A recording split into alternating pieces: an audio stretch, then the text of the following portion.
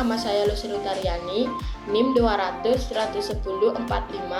Di sini saya akan menjelaskan tentang komunikasi pemasaran dan unsur-unsur pemasaran.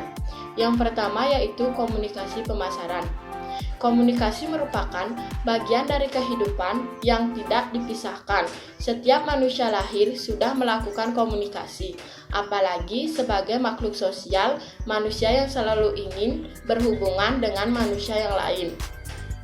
Hubungan tersebut membutuhkan komunikasi agar terhubung antara manusia yang satu dengan manusia yang lain.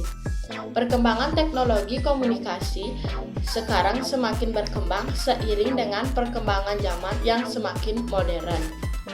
Komunikasi adalah proses penyampaian pikiran atau perasaan oleh seseorang kepada orang lain dengan menggunakan lambang-lambang yang bermakna bagi kedua belah pihak.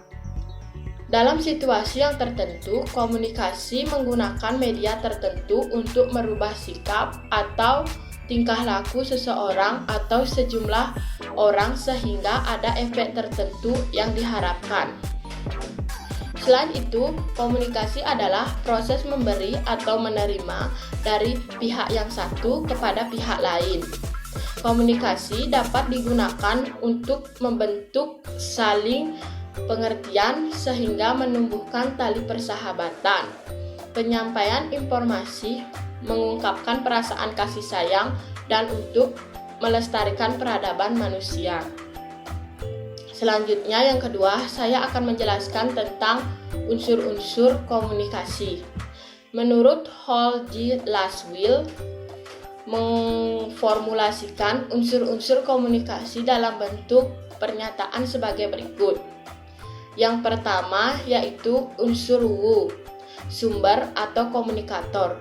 Sumber utama dalam komunikasi massa adalah lembaga atau organisasi atau orang yang bekerja dengan fasilitas lembaga atau organisasi.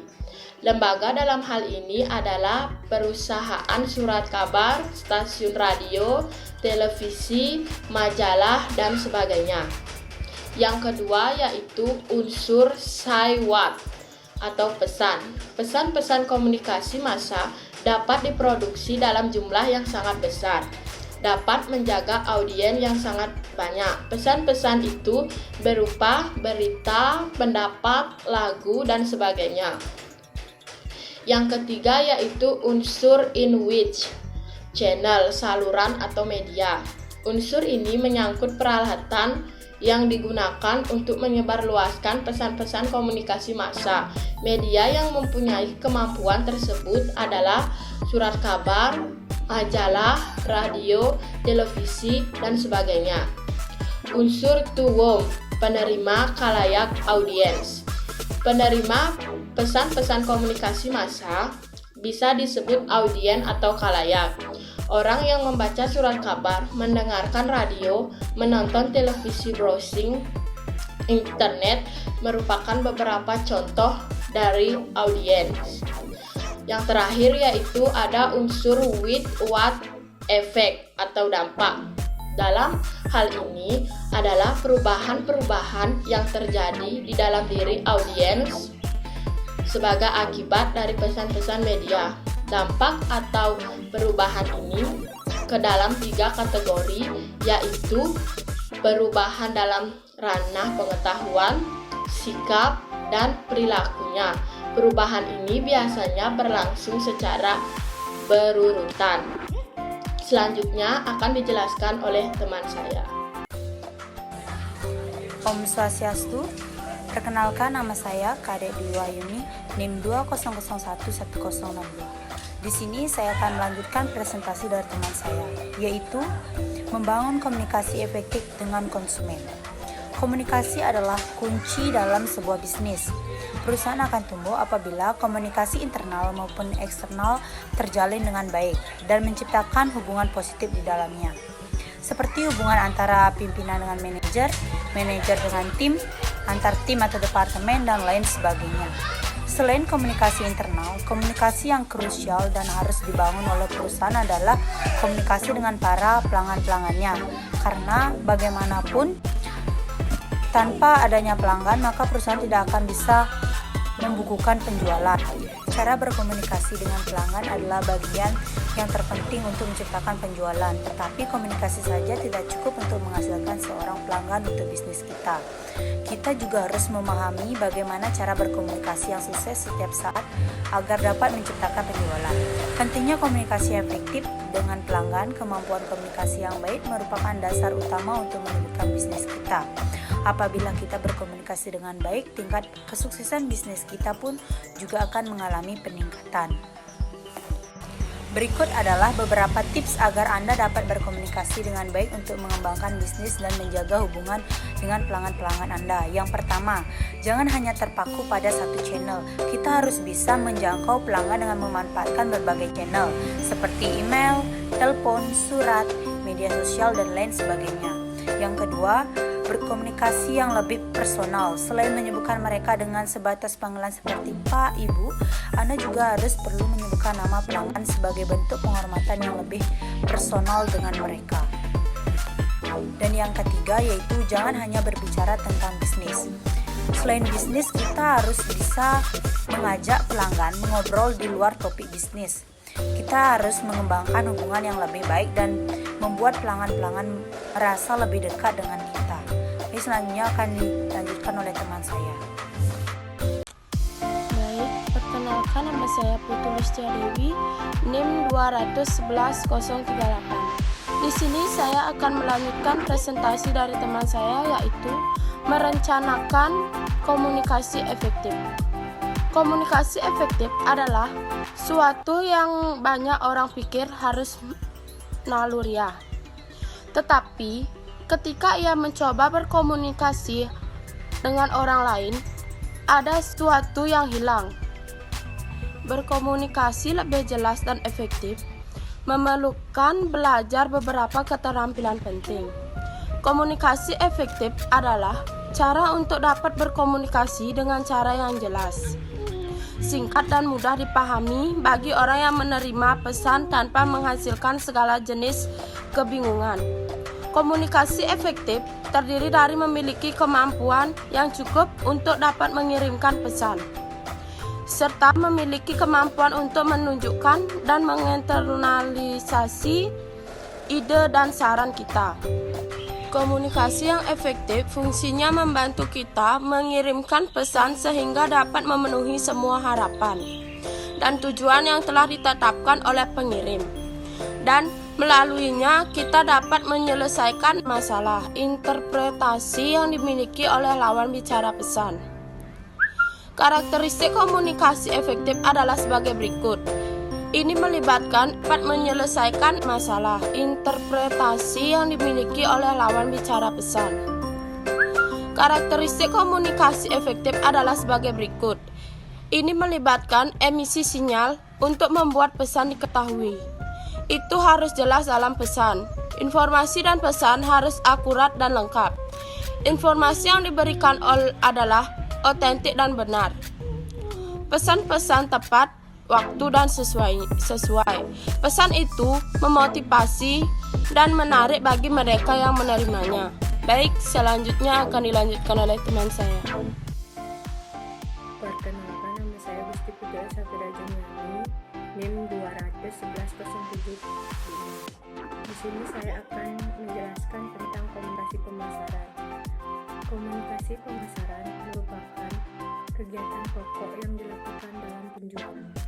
Dengan adanya komunikasi pemasaran akan mempermudah atau melancar dalam proses penjualan produk. Adapun diagram dari komunikasi pemasaran yaitu satu positioning, yang kedua personalitas, dan yang ketiga adalah proporsi. Positioning yaitu apa yang kita inginkan agar orang lain merasakan. Yang kedua personalitas yaitu bagaimana kita ingin agar mereka merasakan merek tersebut. Yang ketiga ada proposisi yaitu bagaimana kita percaya dapat menghasilkan keduanya. Perkenalkan, nama saya Ketua Erika Junianti, NIM 211037, kelas 2B Manajemen.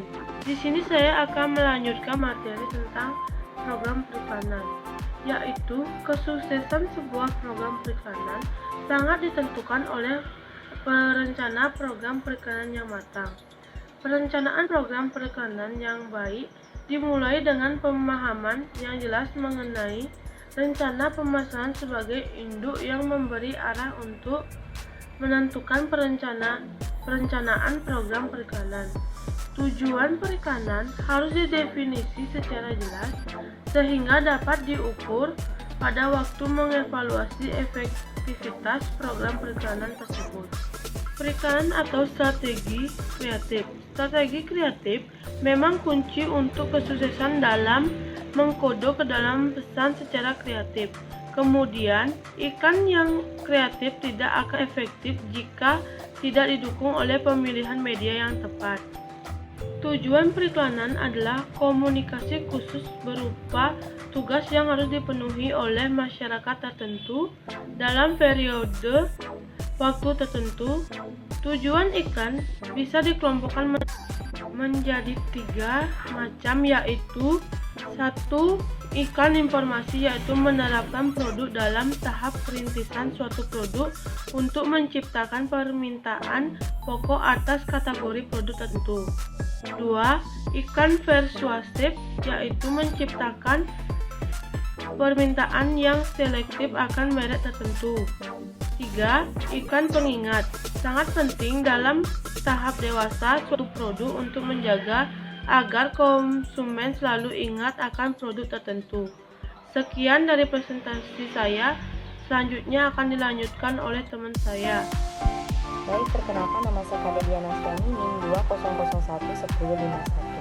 Di sini saya akan melanjutkan materi 2.7, yaitu evaluasi berbagai jenis media. Macam-macam evaluasi media terdiri dari 2. Yang pertama, evaluasi formatif, dan yang kedua, evaluasi sumatif. Evaluasi formatif adalah suatu proses untuk mengumpulkan data tentang aktivitas dan efisien penggunaan media yang digunakan dalam usaha mencapai tujuan yang telah ditetapkan. Yang kedua, evaluasi sumatif adalah kelanjutan dari evaluasi formatif, yaitu media yang telah diperbaiki dan disempurnakan, kemudian diteliti kembali apakah media tersebut layak digunakan atau tidak dalam situasi-situasi tertentu. Adapun klasifikasi media pembelajaran. Media pembelajaran dapat diklasifikasi ke dalam beberapa jenis. Salah satu klasifikasi media pembelajaran yang telah banyak tersedia saat ini diungkapkan oleh Hanich yang dikutip Mulyamedia. Hal tersebut meliputi 1. Media yang tidak dapat diproyektif. 2. Media yang dapat diproyektif. 3. Selanjutnya, klasifikasi media pembelajaran. Media pembelajaran dapat diklasifikasikan ke dalam beberapa jenis. Salah satu pengklasifikasian media pembelajaran yang telah banyak tersedia saat ini diungkapkan oleh Hanich yang dikutip Maulidiat. Hal tersebut meliputi 1. Media yang tidak diproyeksikan. 2. Media yang diproyeksikan. 3. Media audio. 4. Media video. 5. Media berbasis komputer. 6. Media kit. Pun beberapa jenis media yang sering digunakan sebagai berikut. Yang A. Media cetak adalah jenis media yang paling sering digunakan dalam proses belajar. Jenis media ini memiliki bentuk yang sangat bervariasi. Yang kedua, media pameran. Media pameran ini merupakan jenis media yang memiliki bentuk 2 atau 3 dimensi. Yang ketiga, media audio.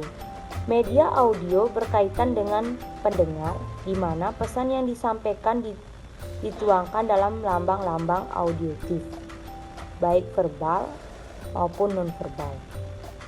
Yang keempat, media visual adalah alat yang berkaitan yang di audible artinya dapat didengar, dan alat-alat yang visible artinya dapat dilihat.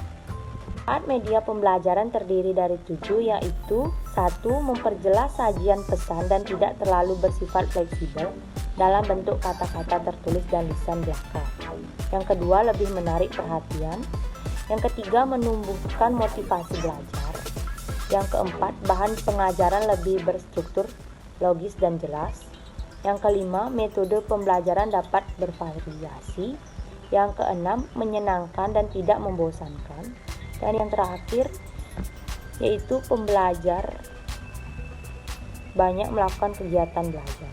Jadi, secara umum media adalah segala sesuatu yang dapat digunakan untuk menyalurkan informasi dari sumber informasi kepada penerima informasi atau menerima pesan.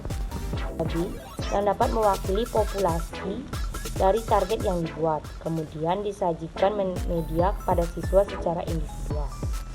Kedua siswa yang dipilih tersebut, satu di antara mempunyai kemampuan di bawah rata-rata dan di atas rata-rata. Yang kedua, evaluasi kelompok kecil. Pada tahap ini media perlu dicoba pada 10-20 siswa yang dapat mewakili populasi target. Apabila kurang dari 10, maka data yang diperoleh. 3. Evaluasi lapangan. Evaluasi lapangan merupakan tahap akhir dari evaluasi formatif. Yang perlu dilakukan adalah memperoleh situasi yang sama dengan situasi sebelumnya. Setelah melalui dua tahap sebelumnya, tentu ini mendekati sempurna.